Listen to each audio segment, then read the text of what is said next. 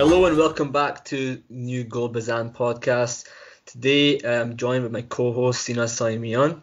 How are you doing, man? It's good to speak to you, Arya, and we've got really special guests tonight, so I'm really looking forward to the conversation and going through the topics as well. Yeah, so if you didn't listen to our last podcast, which is a couple of weeks ago, we had Dr. Craig Duncan on, but today we've got a really special guest, as Sina just mentioned. We've got Mr. Mohammad Taghavi, former head coach of Terrakuswazi. Used to play for Istiqlal, also played for Team Milli. Mr. Taghavi, thanks for coming on. Hello, thank you for inviting me. I'm looking forward to talk to you regarding Iranian football, and thank you for inviting me again. Thank you. No problem at all. I really appreciate you coming on. So just to speak about your career, obviously before that, but we're going to first of all just speak about how your experiences with the coronavirus has been over the past couple of months in England. Just give me a little rundown of how you've dealt with it. Yeah, it's not very good, honestly. I'm not very good. All the time I'm staying home.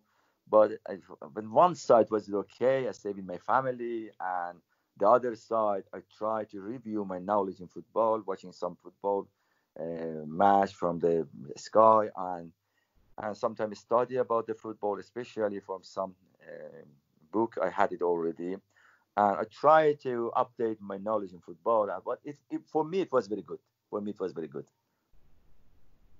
Yeah, it's good to look back and educate yourself when you've got time. So obviously you previously used to work with BBC Persian, and now you're a pundit on Iran International Sport with Mahtak Mirzai on I think it's a show called Hat Trick. Can you just give me a little talk about how your experience of BBC Persian was, and then when you moved on to Iran International? Yeah, that was a very, very good experience for me, honestly. The first of all, I've been here nearly a couple of years. And when they get here the first year, I tried to get in my badge from the FA. I thought it's going to be very simple. In my opinion, when I was in Iran, everybody can get the badge from the Iranian Federation. This is simple as that, very easy. But I thought for me it's going to be easy here. But after a couple of years, I found it is not very easy at all. I stuck it, honestly. It took nearly 3 years. I passed my B license, and that time I was trying to change my view about the football. And that time the BBC Persian, one of the BBC Persian journalists, he knows me in Iran, and he phoned me, called me, and he said to me, "Can you come into talking about the football?" I said, "Okay, that's fine, but my knowledge in football is not very good." And he said, "Don't say that because you've been a professional footballer, you know about the football." I said, "Yeah, I know about the football, but I'm not perfect about the football. I'm not the expert." And that matter caused for me to try to study the football more than before.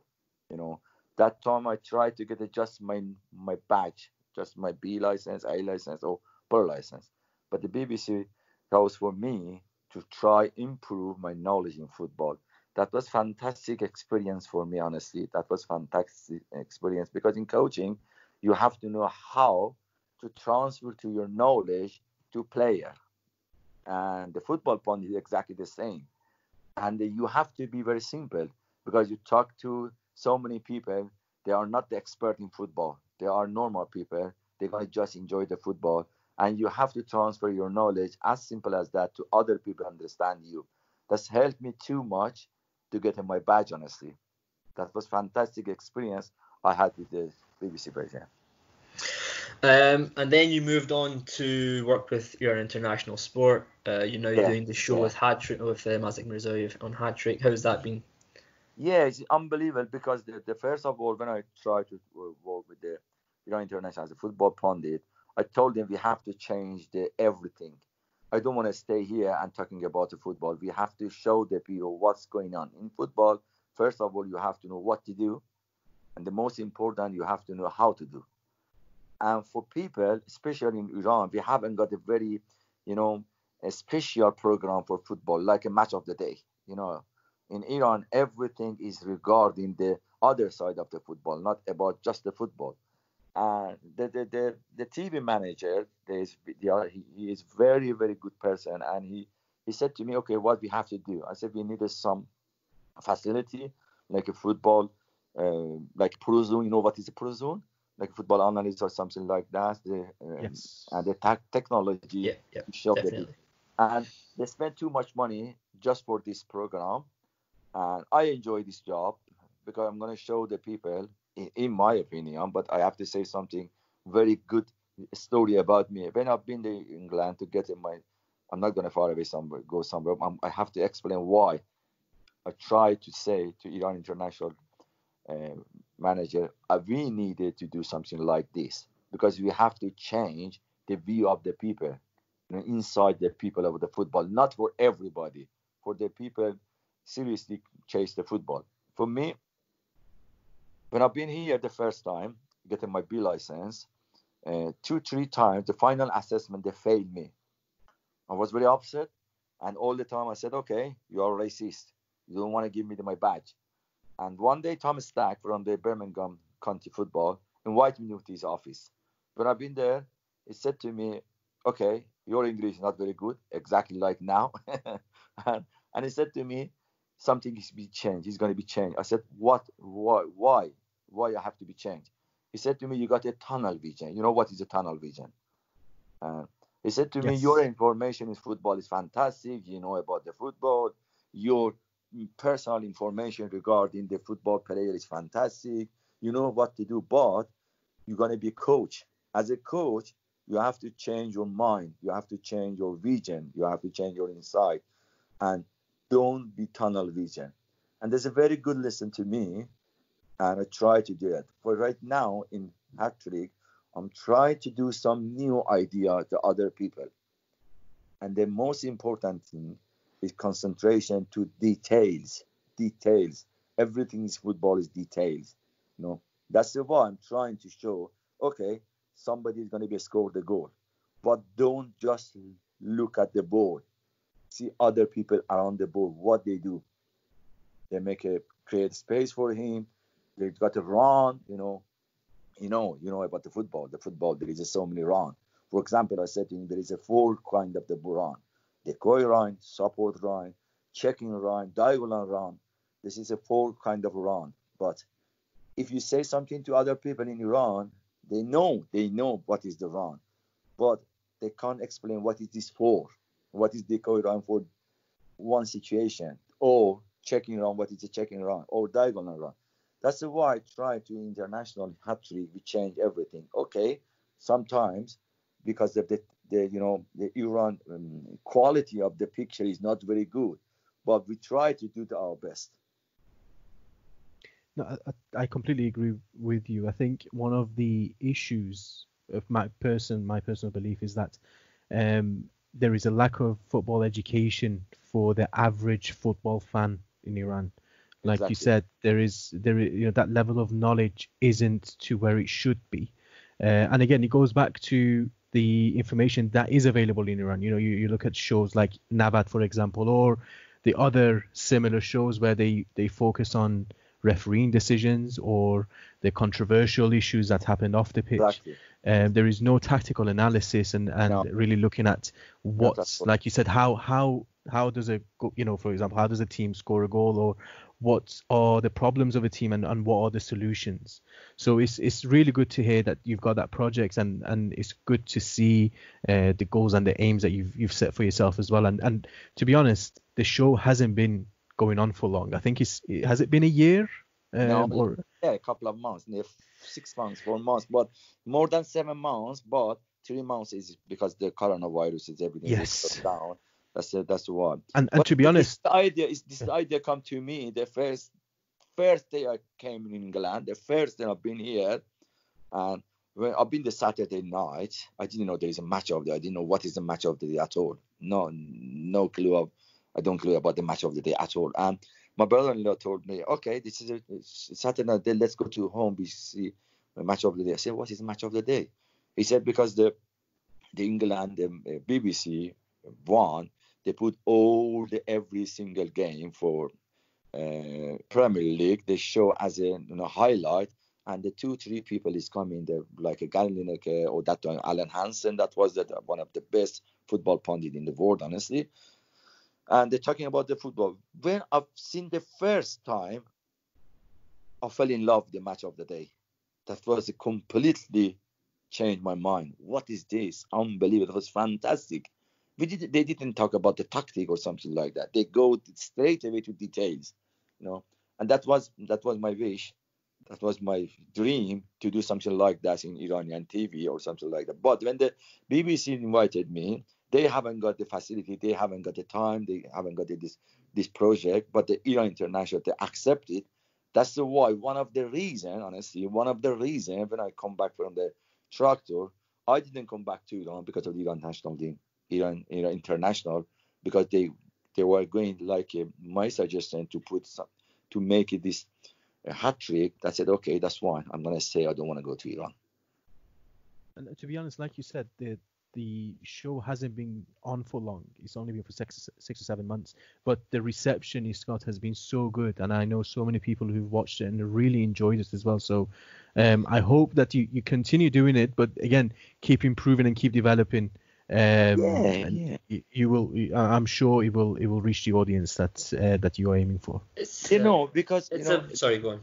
Okay, there is a two kind of the hat trick. One of the from the Europe, one of the from the Iranian. In the hat trick of Europe, what we enjoy, we got a very good, the picture of the like Italy, like a France, like a Belgium, like a Spain, and sometimes we got like a Germany Bundesliga. We enjoy it. For the better Iran, quality football as well. Yeah, that's very good. We can show something. For the Iran, that's more difficult for me because the quality, first of all, the quality is no good, but I couldn't find something special that show the people, okay, this is something like that. Sometimes some team, they do good, but not as good enough, not very good to show the people. That's difficult for me to find, very attractive, situation in football in Iran. I'm not going to say Iranian football is poor. Yeah, definitely it's poor than Europe, but that's the difference between Europe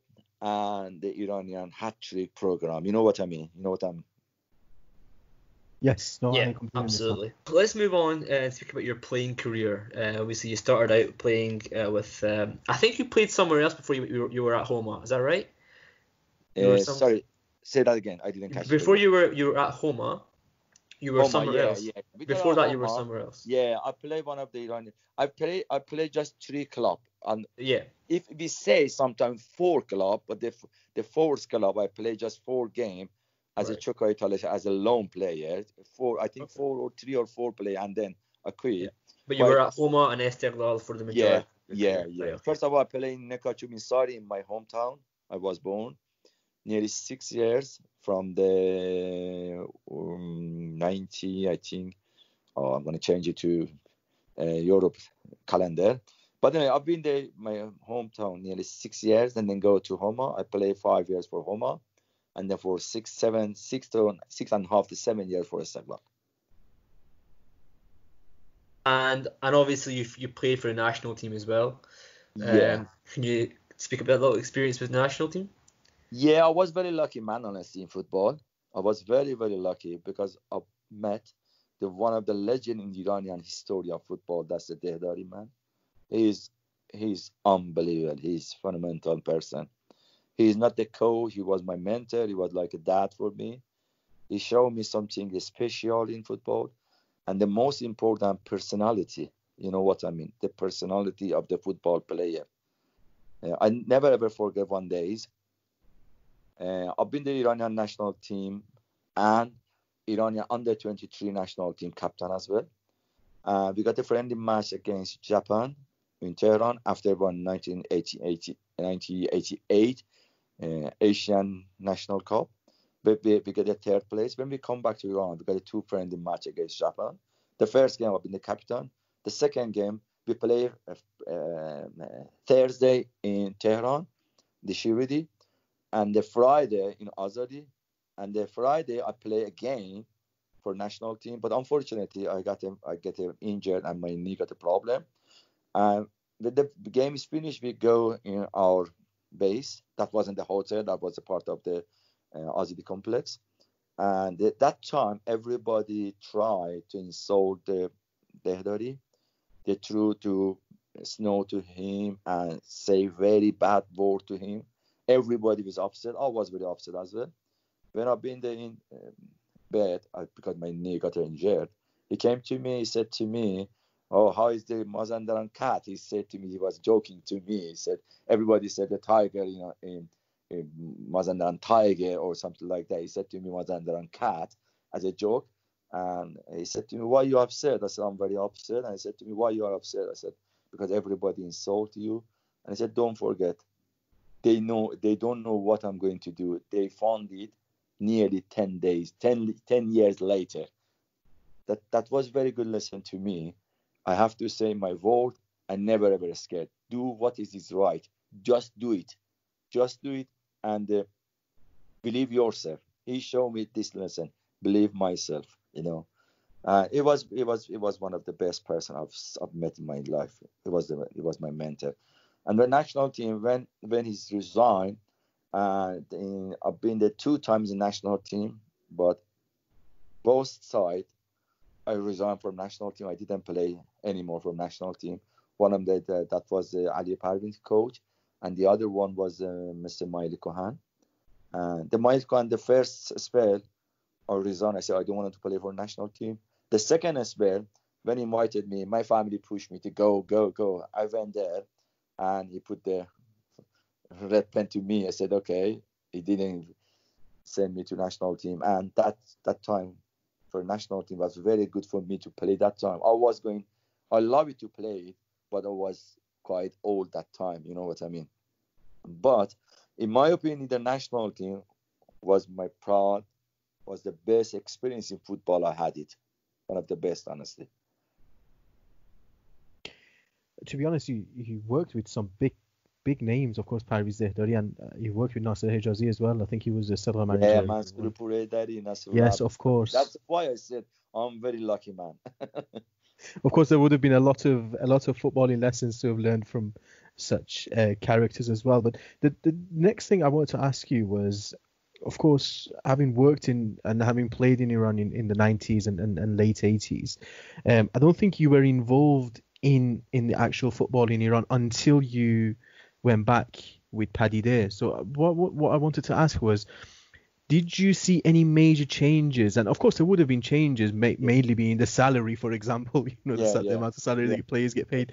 But what were the differences that you saw? And do you think as a strategy everything, or as a facility? Almost everything. And what I was going to ask was, there's a big change. Big change.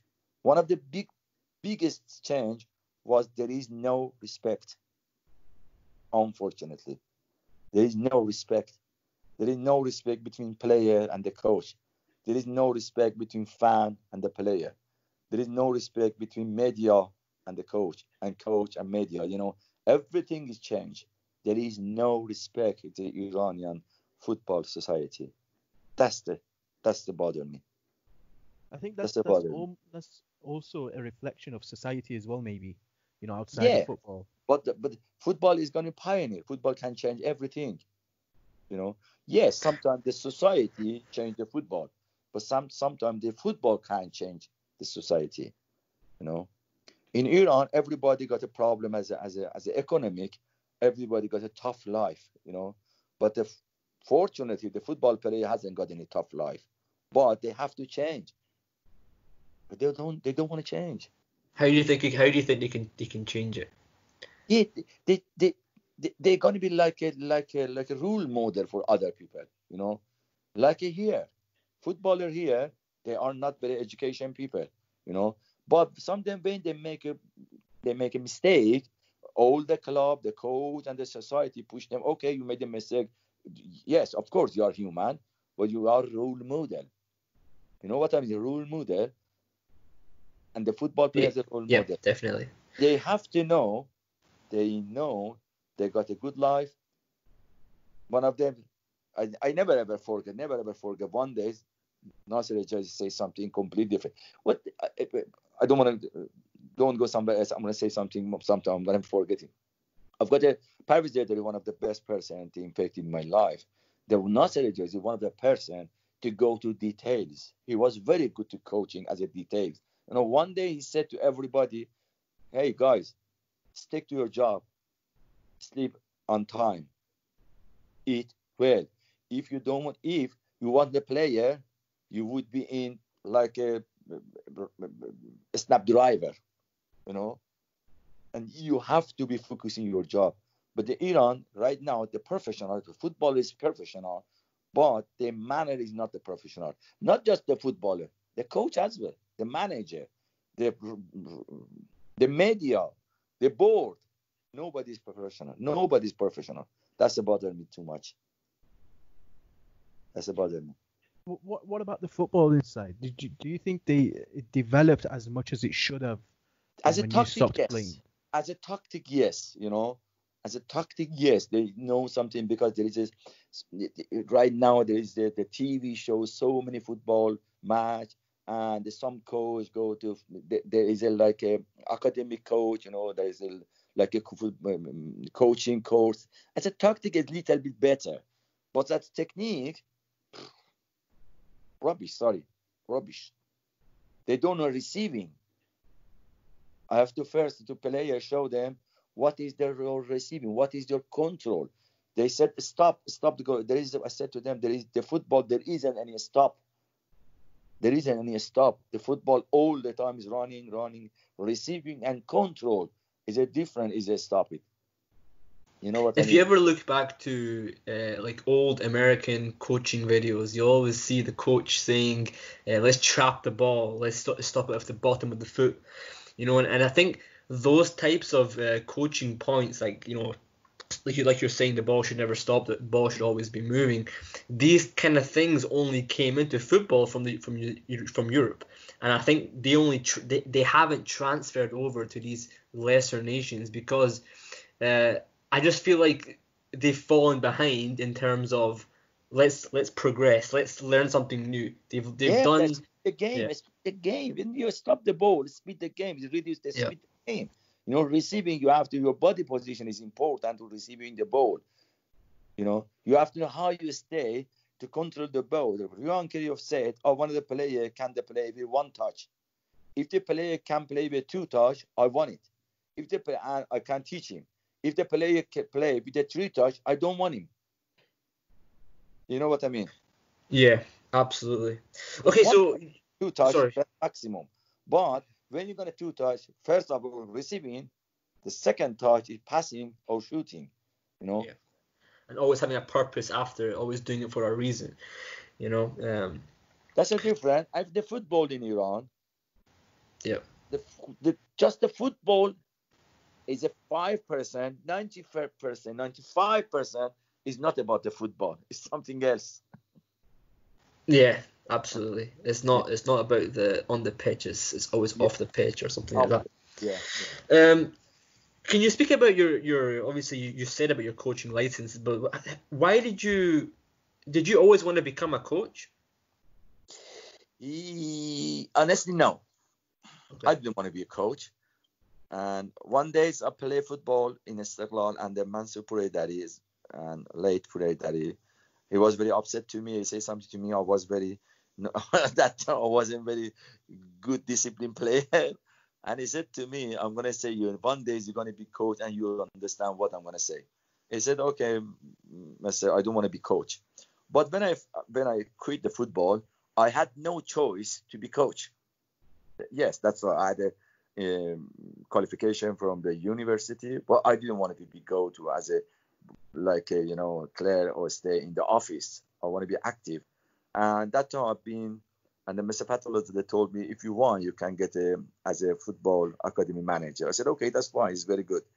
When I've been the football academy manager in a Sturwell club, I enjoy to work as a football pitch and I'll get very fancy to be knows more about the football. I get my C license from the Iran, and then I thought I have to change. I don't want to stay in Iran, be like another coach. I have to get a new experience. And my brother-in-law is in London, in England. I talked to him and he said, if you want, you can come here, get your badge. That's why I quit everything in Iran and came with my family to here to get my football badge and be coach. And my dream was here, come back to Iran to start as my coaching career. The coaching badges that you got in Iran, was it actually useful? Did you learn anything that you didn't already know? Not at all, honestly. Sorry, not at all. I'm not surprised, to be honest. No, not at all. When I get here, the first day I start to be B license. When I put my CV, and they said, oh, you're an international football player. It's very good. You don't need to go to level 2. And they said you can go B license straight away. But I said to you 3 times in final assessment B license, I failed. And the last time he said to me, the best thing is start from the beginning. And I went to get my level 2 license here, and I found out, completely changed. It's not exactly the same of Iran, or Asia. When I get my level 2, after a couple of days when I was level 2, the mentor come to me and said, okay, you do not come here. I said, no, I'm going to stay. He said, everything about football is very easy for you. I said, I know, but I'm going to know what's going on because I'm going to go to my B license. When I got my level 2, next year, I apply for my B license. That time, I applied for my sport coaching in University of Worcester as well. After 1 year, I found out, no, it's not tape at the people go to university, honestly, because I'm getting old. And I get my B license with the Dennis Mortimer, one of the legend of the England FA footballer as well, and FA mentor. And the B license, that was fantastic opportunity to me to change everything about the football. I put everything behind I know about the football. You know what I mean? I put everything behind and I try from the beginning, a new thing. If you want to be coach like them, one day they said to me, you are very good. Dennis, I think Thomas Sack say something. Thomas Sack was the Birmingham County manager, and he said to me from FA, he said to me, we know you are good in football, but if you're going to be coach from the England, you get a badge from the FA, you have to think like us, not like your manner. You know what I mean? That's why I put everything behind, start from the beginning, like I don't know about the football, and that's helped me for too much. You also work. Correct me if I'm wrong, but you worked in Aston Villa as well, if I'm correct, as part of your pro license. Is that right? No. I've worked as a under 15 in the Stoke, and I've been there Boston University 3 years football. That was one of the best experience I had it, because I put all my strategy in my philosophy in football with no pressure in the university, and we become the champion of the League Cup in Britain. That was very good. I worked with so many people. All of the player was the release from the professional club, and when they released, they came to a university and they worked with me. That was fantastic experience to me to work with them. And I tried to 1 year, the first year I tried to 4-4-2 diamond. Next year I play 4-2-3-1, and the third year I play 3-4-2-1. You know what I mean? In football, there is a 3 main formation: 4-4-2, 4-3-3, 3-5-2. 3 years I get the experience for this. That's very helpful to me. And before they go to Paddington, I've been under 15 Stoke, and I had the offer from the Wolverhampton as well. But I was going to work with the adults. I don't want to work with kids, and that's why after the under 15 Stoke, I went to Iran, work as a technical manager for Paddington. That's actually what I wanted to ask you. How did the role at Paddington come? And as you said, you were a technical director, which the role is different to being a coach who would spend every day on the training pitch with the players. Okay, that's what I'm going to tell you what's going to. Yeah, that's a very good question. Before I went to Paddington, 2-3 years from the England, I had a connect with the Mahajiri in the Paddington. I helped him. We got the transfer to our knowledge, and he asked me, please come to here, work with us. I said, okay, that's fine, fantastic. but I'm not going to be a assistant manager. And I don't want to be as a head coach as well, because I don't know about the football. And he said to me, what is your position? What do you want? Everything you see, we accept it. I said, okay, I'm going to be technical director, and I'm coming to football pitch, but everything should be my hand. You know? You mentioned it because I remember I read somewhere that when you were the technical director, you were the one who wrote the training schedule, the drills, everything. From the eating, rest, everything that's on my hand. How did they find it? Because this role isn't really a common role in Iran. You know, it's common in Europe having a technical director or a director of football, not so much in Iran. That's why I went to Iran. We talked exactly before. I said to him, I don't want to be an assistant manager. He said to me, yes, we know your position. We don't want to be assistant manager because your position is better than me. But he's good guys, honestly, Reza Majeri, you know. But I said to him, okay, put everything in my hand, but get a critic for yourself. Don't bother for my job. Just let me do my job. And he was just stayed out as he was stayed out. He just watched the training. That was very good. That's very good communication with us.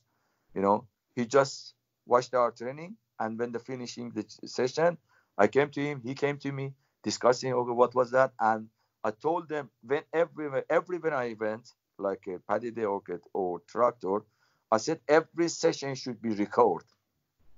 When the session is finished, our job starts.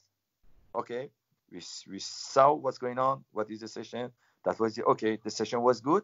If the session was good, if we get our aim, if we get our goal, we can go to next session. If we haven't got, we repeat again tomorrow. We want to give the player. We have to work properly and step by step to progress. You know, that was very good.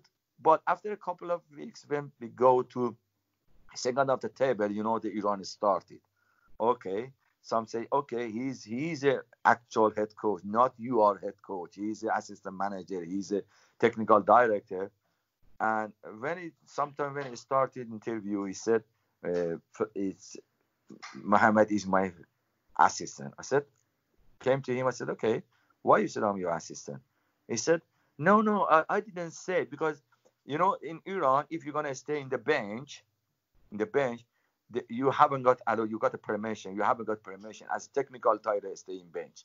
They said to me, we put your name in the board as an assistant manager, but your actual position is technical director because I'm going to stay bench. I said, I don't want to be in the bench, but they said, no, you have to be in the bench because the player knows you everything about the football session. They listen to you. I said, okay, that's fine.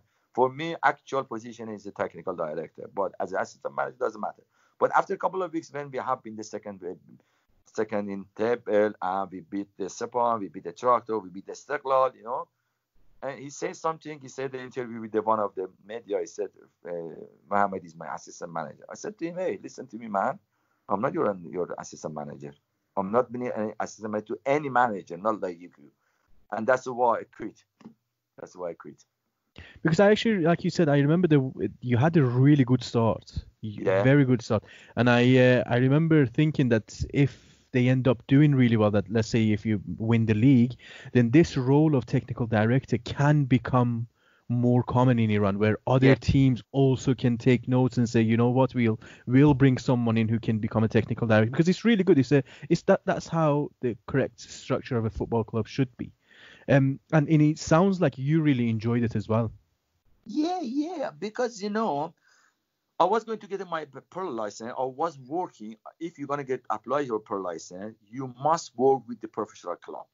That's a rule, you know. For me, the position wasn't very good. For me, the most important, you just do my job and nobody don't let to anybody to let me down and interfere in my job, you know. He was very good. The first was very good, but I don't know what's going on. What's happened to Iran? This is a problem.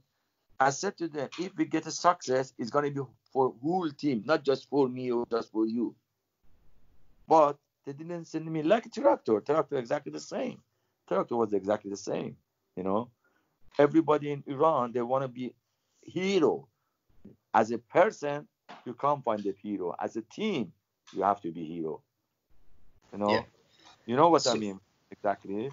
I said to them, don't listen to me.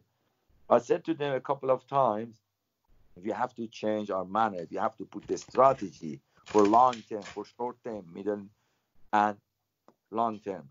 But everybody want to be champion for 2-3 weeks. Yes.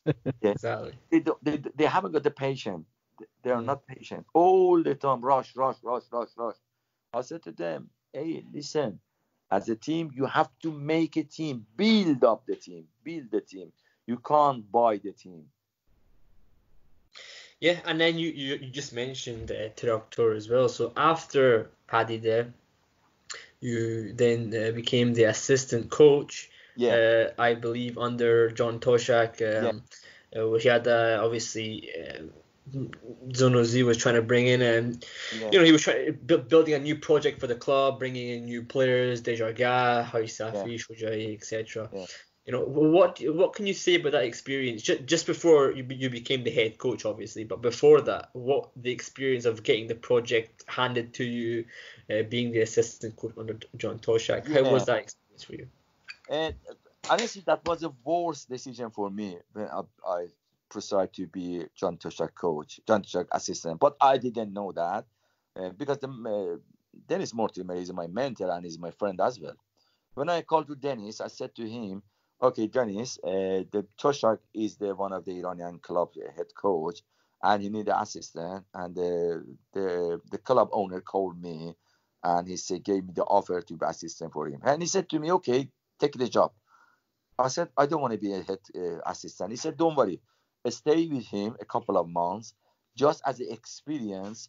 He's a very good experienced coach. Get some experience from him. And he said, he pushed me, take it. I said, okay, that's fine. I take the job. When I get there, I worked with the Toshak just 1 week. The beginning of the day, the first day I found it is the worst decision I had it. Completely was wrong, his manner. He never ever believed to any technology in football. He was old-fashioned coach. I'm not going to say he's a bad coach. You know what I mean? He was old-fashioned coach. He didn't believe for a start, interpret the coach, they'll review the session. He never ever talking about it, analyze the game. He was just the player. Let them play. I said, coach, the Iranian footballer, that's a different with the Liverpool footballer or Real Madrid footballer. You have to tell them the plan. He said, no, I'm a coach. I said, okay, that's fine. After 1 week, I was going to quit, come back to England. But they sack him, and the Zanuzi trust me. And he said to me as interim coach, accept this job. I said to them, okay, I'm going to accept this offer, but not permanently, as a temporarily, to do our job, to change the team, because there wasn't any balance in the team. There wasn't any balance. Okay, you got to play like Ashkan, you got to play like a Masoud, you got to play like a player Ehsan, but I'm not going to compare with them to other players, but there isn't any balance. They've been 100 as a number. The other player is 20. You know what I mean? 18 number different with the player. Not about just a technique for football, but everything. Well, I think everything. When Toshak originally make a balance with that team. When he came in originally, Toshak, he played a back three. He played a 3-5-2, and he was trying to play. I think it was Forrester behind Stokes, and at times Forrester was kind of replaced by Dejarga, and it was kind of as if he was forcing players to play. Like, you know, he played the 3-5-2 so he could play more attacking players on the pitch. He could play all the best players, and it just didn't seem like he understood that the Iranian league is not all about, you know, just having the best players on the pitch, because most of the time the players come on and they can impact the game as a substitute. So yeah, I think he didn't understand. When he played against the Stella, I wasn't a part of the team. I've been just 1 week after the Stella, they lost it. They called me. I've been one game, just in Nafta Abadan, I've been the assistant coach with him. But the most important thing that was, in the coaching, you got the two kind of the coach. The first man management, the coach, they know how to get the play from the player. And the technical coach, they got already the tactic and put the player in tactic. He was the second one. He got his tactic at 3-5-2, but 3-5-2 with the old fashioned, with the one sweeper. But nobody Iranian player, they don't understand it. You have to know, you have to put the good knowledge the player, what you want the player. If you don't know, if the player doesn't know how to do that, they don't know what they wanted from him, they ruin everything. That's why the 3-5-2 is very, in the formation in football is not the rigid.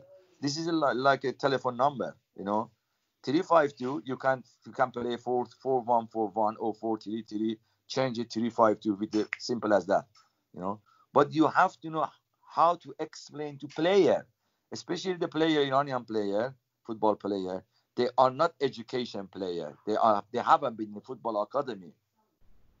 Nobody teaching. They are not education footballer. That's difficult for them. The Toshak tried to do 3-5-2 because he said because in the Real Madrid we champion with 3-5-2. Okay, that was very good. But that was when the champion 3-5-2, Roberto Carlos was the winger. Absolutely, no, that's the truth. And then obviously you became the head coach, interim head coach, as you said. Besides Dejaga and Stokes and all these players, was there anybody that you were impressed with, in that period? And was there anyone was there like a time that you wanted to actually stay? Yeah, so many players, honestly. Daniel Ismailov was fantastic. Arya was fantastic.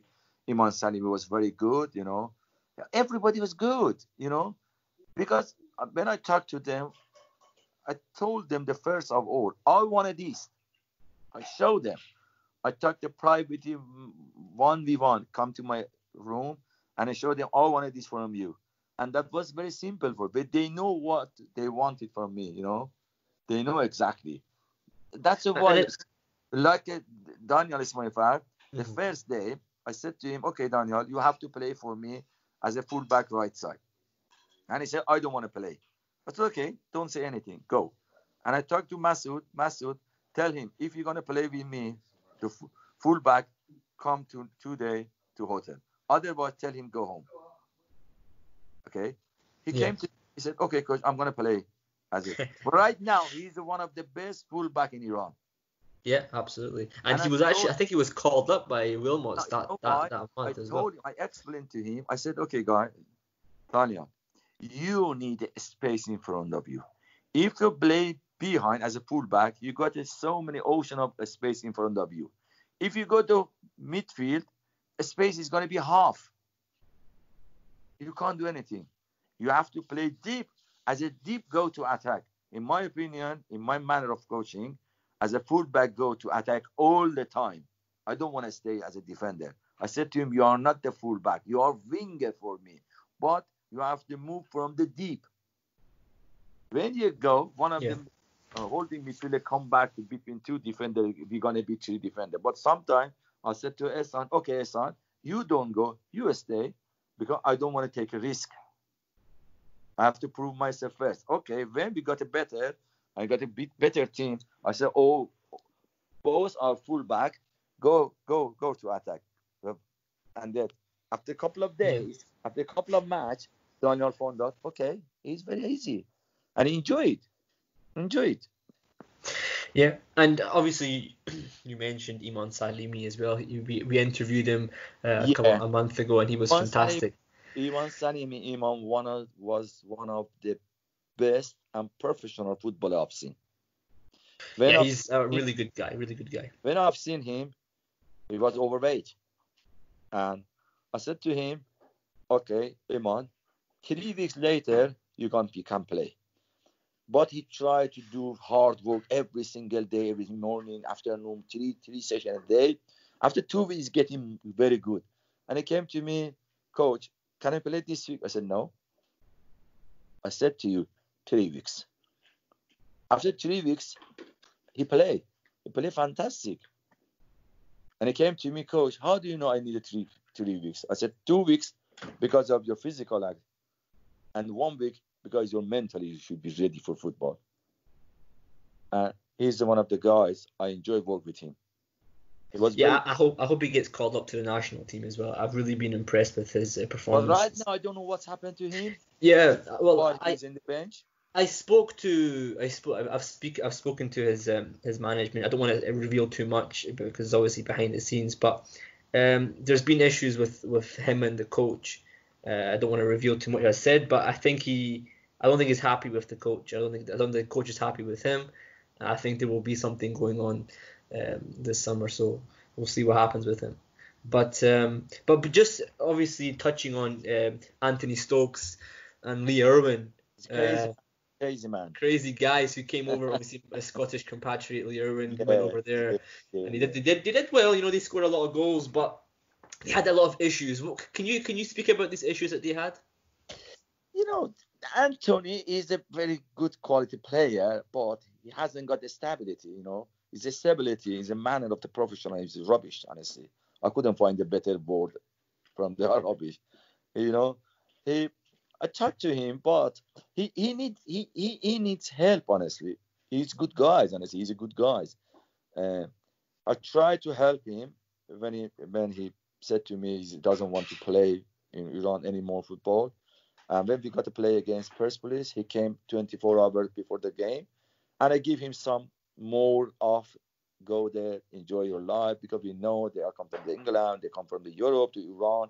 There isn't anything they're not something interesting to change, because they are human. They need some fun, and that's why I gave him and some time to the other player. I forgot his name. Lee Irwin. Lee. Yeah, Lee and also Harry Forrester. Irwin, yes. I gave them sometime 2 more, 3 days, 2 more, sometimes 3 more days after them. But the one day we get to play against Persepolis, he didn't turn up. He didn't turn up at all. And I called him and he said, Coach, I'm on the way. But 24 hours before the game, he came. And I said, okay, that's why I don't want you. He said, Coach, I'm here. I said, okay, I don't want you. I said to you 2 days before, not now. I didn't take him with a team against the Persepolis. When we come back, he said to me, I want to go. And his dad come to me and people tell me, please help him. He need the money. He has no job. He's going to ruin his life. I said, okay, you want to go? I don't want to bother him. Go, you can go. When he was going, he take his bag and his suitcase and came to me, said to me, Coach, I'm going. And he said to me, Coach, you are one of the coach I've seen. You are a very good man. I said, okay, that's fine. I'm very happy you're a friend. But anytime you need help and if you want to come back, just call me, not someone else. If you call the owner of the club, if you call the manager of the club or the chief executive, and they told me, Anthony, you want to come? I said, no. But if you call me directly, I'm thinking about that. And he's gone. The half season when I come back to England, he called me and he said, Coach, I need the help. I said, what's happened? He said, my life is not very good. Can I see you? I said, okay, where are you? He said, I'm in the Glasgow. I said, okay, I'm coming to see you. I went with my family to visit him and he said to me, I'm going to come back. I said, okay, that's fine. He can come back. He came with me to Tabriz. But when I resigned, I think he was very bad situation because he trusts me, he talked to me, I tried to help him. That's the why when I left, he wasn't a good player as a half season, the first season, you know what I mean. But he's good guys, man. But you can't trust him. I know how to deal with him, I know how to deal. That was very difficult, but I found out how to deal with him, and I don't know how to get the good play from him, But when I left, the other coach, the other player, they don't know how to deal with him. That's a big problem.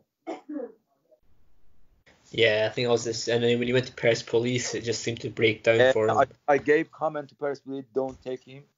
Yeah. Don't sign with him. You can't. I knew nobody can work. I knew because I lived in UK. I know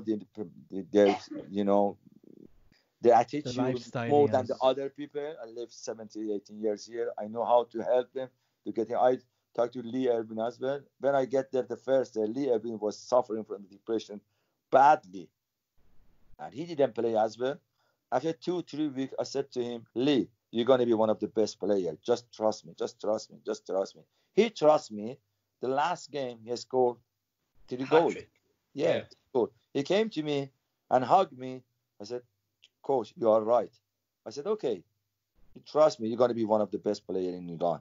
But I don't know what's happened when he come back, because he got a very lovely daughter. She was born this lady. She missed her.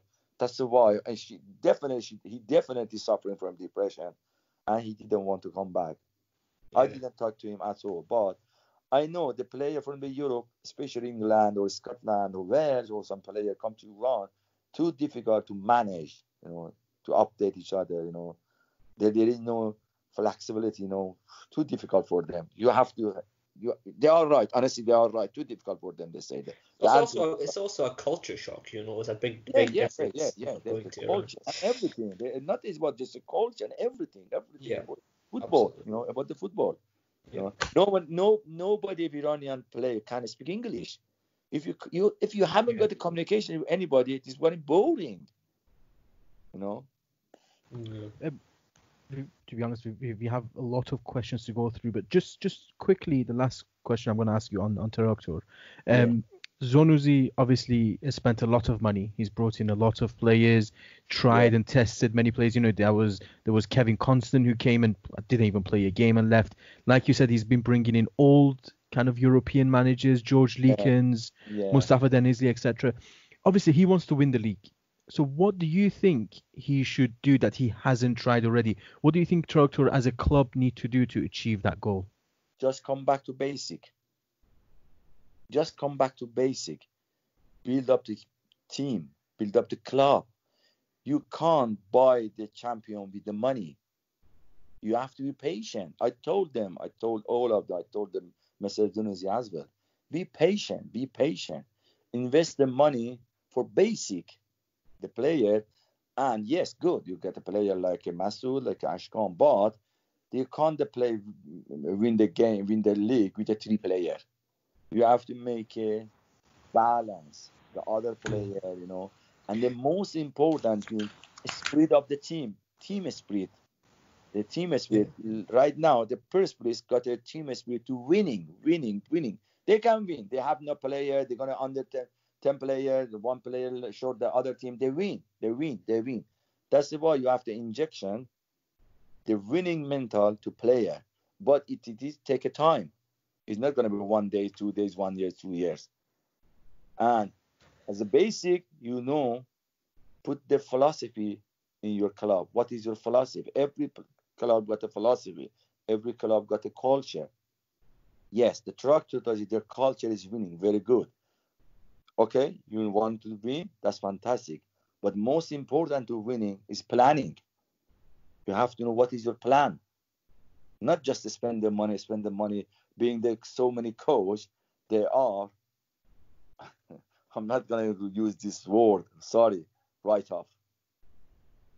You have to bring the coach with a new idea, and they're looking for a big name. As a credit, you can't buy the credit. You have to achieve the credit. You have to grab the credit and take a time. You have to win a little by little, you get a credit.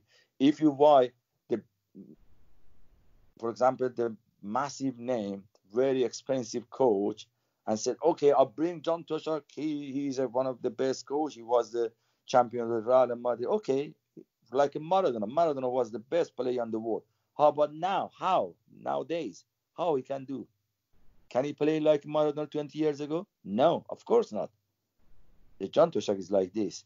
They were looking for the big name. That's a big problem for them. They have to start the academy, a couple of years, try to bring some new face, and then winning. And you have to win every year, not just 1 year. You're winning and you write off like Istiklal Khuzestan. Where is Istiklal Khuzestan right now? They're winning the league. Where are they now? 15th in Azerbaijan. Yeah. Yeah. No, and absolutely, like you said, there is no patience in Iran, in terms of planning or the managers.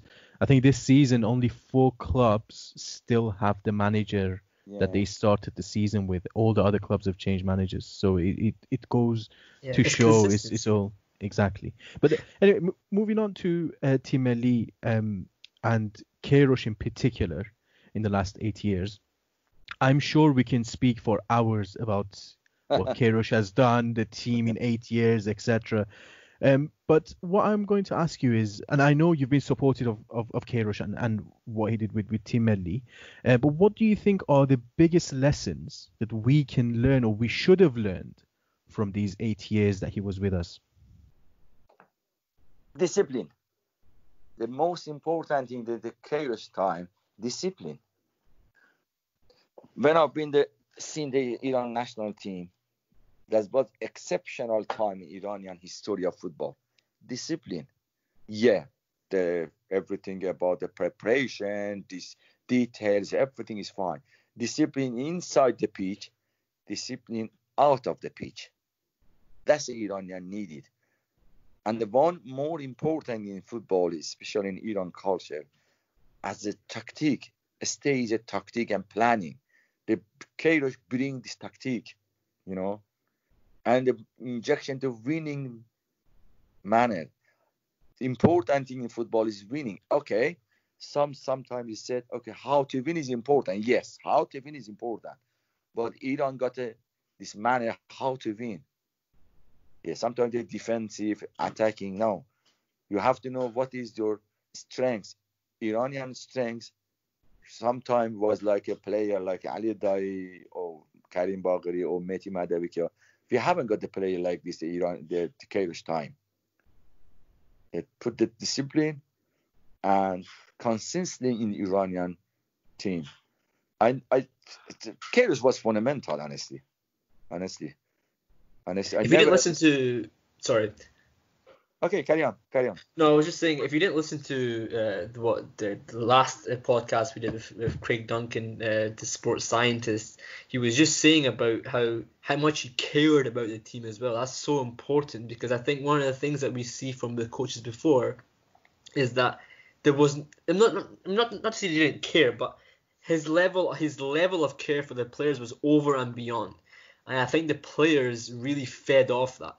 I don't think it was the same under Branko Ivankovic. I think the players at the World Cup in 2006, they struggled to be a team, and again, like you said, discipline went out the window because there wasn't that togetherness. But because of Queiroz, he brought that discipline. He also brought together, he cared about the players as well. He showed that, we have discipline. When we're together, we're going to be a team, not just going to be one player's good, one player's bad. One of the good lesson from the Queiroz was put the team first. This is a good lesson, but we haven't seen something like this. They're like a private Dedari. That was the first lesson I get from the Dedari. The team is first, but nobody listened to him. He hasn't got that power. He was the old man. He said, okay, I'm gonna go. But the Queiroz stay and fighting for this manner. Good fighting, I get a good result. We are talking about the Queiroz, the Iran national team, ex-Iran national team coach. We are not talking about the Queiroz, Portugalese man. Might be his manner of coaching, might be his attitude is wrong. It's none of my business. I'm talking about the Queiroz as a coach. We're gonna talking about his CV in football in Iran.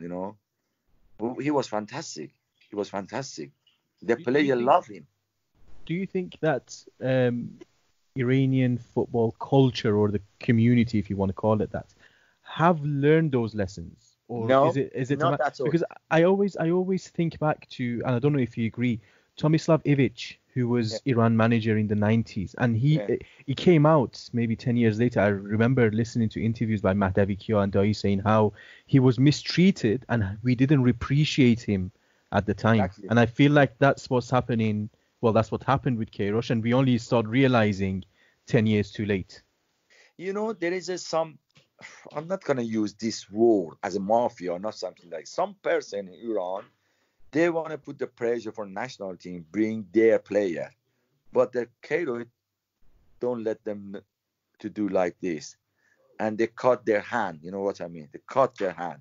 Cairo bring the player he wanted, not someone else. That's why so many pressure from the Kairosh, and the Kairosh when he's gone, they bring the manager, they do their job, they bring some player to national team, and they make money on it. I'm not gonna accuse to anybody. I'm That's not gonna lie with it. But this is a true. This is a true.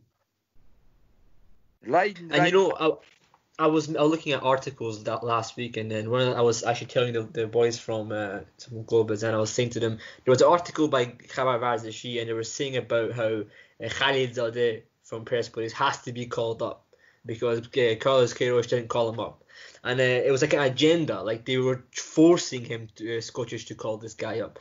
But there's obviously reasons why he wasn't called up on the Carlos Queiroz. And I think that you're right in saying that there are people who force agendas in media, be that behind the scenes, in coaches, in writing, whatever it is. You're right. There is things that go on. And look at the head coach of Iran national team right now. They went to see the game between Shahin Boucher and Saipa. Two teams, the bottom of the table. Which one of the players can play for national team? Tell me. None. None of them. Yeah. Why you waste the time to go there watch the game? It's PR, isn't it? It's What's trying to. What's the point? What's the point? It's trying to say that I've done it. I've done it now. This is a show off. This is a show off because you don't need to go watch the league from the clothes. You can watch the TV. Doesn't need. Yeah. They don't know what is the plan.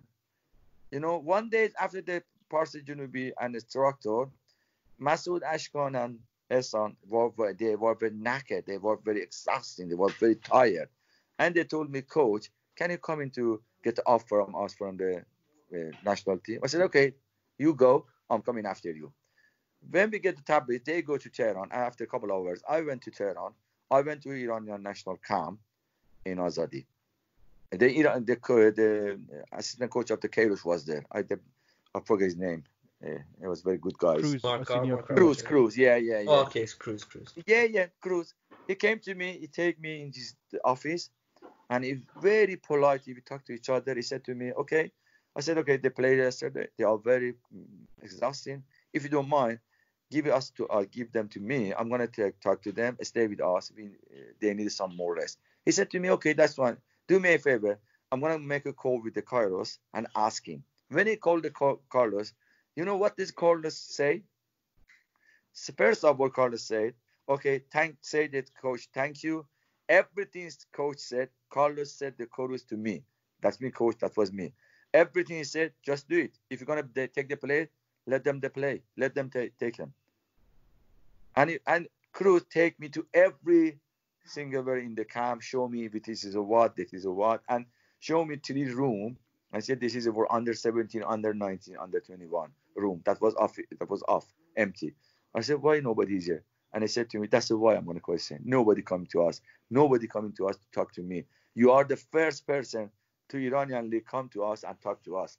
I said to him, yeah, because so many of them can't speak English. He said, doesn't matter. They come. We manage the interpreter. We can interpret it. We can. I think that's the thing that people were always complaining about Carlos Queiroz. They always said to Carlos Queiroz, "Oh, you never went to the league matches. You never spoke to the coaches." But why should he? He's a national team coach. They should come to him. They should come to him. Like here, Gareth Southgate can talk to Jurgen Klopp. Can you see that? He doesn't need to talk to. No, it never happens. It never happens. You see, Gareth Southgate sometimes he go to watch the game. That's deep end. That's deep end. The player he thinking they might be invited to national team, called up for national team. Not every single day, every single game. Why you go to watch for example, Naftemas Soleiman and the Saipa or Pekan? There is none of them can qualification for national team, called up for a national team. I'm not going to disrespect with the other player, you know what I mean? But this is the waste of the time. This is a show off. You have to know what to do and start your job straight away. You don't want to change to player right now. A short target right now, a short aim. You have to win 3-4 games straight away. And then stick the player you got it already. Don't bring a new face. What are you going to bring? Yeah. This is a show off. Talk to coach, because this coach, I'm not going to disrespect you for him. He never see his dream is going to be national team for any country, not for Iran, any country. He never ever see some dream. But the agent bring him as a football coach for Iran national team and sit the bench. Last year, the Carlos Queiroz seated. Yeah, it's a shame, because one of the things that I also look back in the media in Iran is just a disease. But the thing that they always used to say about Carlos Queiroz, and I don't know if how you feel about it, they say, why did Queiroz not go to the games? Why did he send Mark Arghajanian and Cruz to the games and not go himself? For me personally, why? They have a job to do. He has assistants for a reason. That's their job. Their job is to scout the games and report back to the head coach. Is that not right? So why does the head coach have to go all the way over to the game? You know what I mean? Cruz show me, when I've been there, they show me 18 name on the sheet. 18 name. He said to me, this is our first option, the player we got it. This is the second, this is the third, this is the fourth. That means 20 team, 14 with the 20 player. They knew exactly what player they wanted, but they don't go to watch it. They just put his name, like me. When I've seen the player is good, I put his name, okay. I say someone else, okay. Manage and check him and assess him. Doesn't need to go every single game and watch I'm a head coach, I'm an assistant coach coming to watch the football. What's it mean? You know your job, do it behind the door, the closed door. Don't say anybody you're going to do what you're going to do. Doesn't need to explain to anybody you're going to do something like that. You do your job. That's it. Do your job. You don't need to say anybody, okay, I'm going to watch the game. I'm going to bring the new face. Why you say? Just do it your job. If you're going to bring some face, new face, okay, do it. Yeah. So just to quickly finish off this speak about national team, the last point I want to ask you is about the 2022 World Cup in Qatar. Do you think Iran will qualify? I don't want to do this thing. Iran must be qualified. Must qualify. There is no excuse at all. There is no excuse at all if Iran won't qualify. I'm not going to, because it's an easy job. Iran in 8 years, we beat any team. 2 times we beat the World Cup. Why we have to escape? I'm not going to say, okay, Iraq or the other team, we lost against them. Bahrain. Bahrain, poor team. No, you have to respect to any team. But when you compare with the Iranian standard with the other team, we must win there easy. We must. Especially we have so many players playing in Europe. Yeah, because they play like Osman, because they play like Jambaks, Bolizade, Kaberezai, Taremi. These players with no coach, they must win against Bahrain and Iraq. We got so many players play that good club in Europe. Mm-hmm. I agree. Okay, Sina. Yeah, so we've talked about the national team, and to be honest, I think we both agree with everything you said about the World Cup and of course Queiroz as well. But bringing things back to the domestic league, what I wanted to ask you is, especially in the last few weeks, there's been talks of privatization of Istiqlal and Persepolis, of the sports ministry not owning them anymore. especially with Esteros, where I'm sure you watched it tonight as well. It was a really poor game, poor result. Yeah. Do you think privatization would help both of these clubs financially and also in terms of the way the clubs are managed? I think the most important thing is the big private team to help the player, help the fan, help all the Istiklal fan like me. I'm a Istiklal fan. They found out there is a problem. It's not about the sport minister or something like that. There is something wrong in Istiklal. It doesn't matter about the sport minister or somebody. There is no excuse to poor result. They're going to be finished. This excuse is going to be finished because right now the Istiklal and Perspor is a part to one team with the two team with the one owner. When the private is going to be separate, and this excuse is going to be finished. You know what I mean? I agree. No, I completely right agree. Right now, every Istiklal fan said, okay, Istiklal is good, hasn't got the good result. They are very poor because the sport minister of the Iran is a fan of the Persepolis, and that's why Istiklal is poor. No, I don't agree. I disagree completely. Istiklal got a problem because they don't want to face the problem. All the time, they ignore the problem. They make an excuse. You have to know what is your problem and face it and solve it, not running. And might be this matter going to help it. Might be. I don't know. But you see, I don't think so there is any private club, personal club in Iran. Every club is the other side, other face to, is part of the government. Yes. But it might be the name is going to be changed, but it still is a part of the government club. Yeah. You mentioned Esteghlal. Now we have a Twitter question. Did you want to say something, Sina?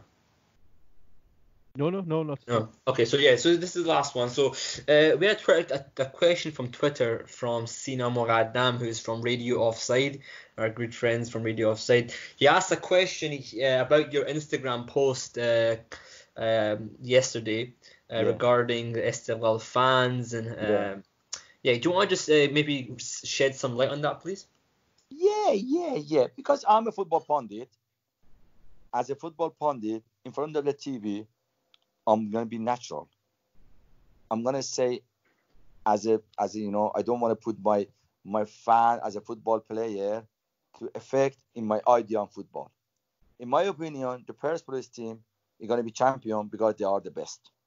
Last week I said I think the Persepolis deserve to be champion. Some of the Istiklal clubs, some, not all of them, tried to insult me, tried to push me. Oh, you blah blah blah blah. I said, okay, listen to me. I never ever scared to anybody. I say my word, and I never ever change my word.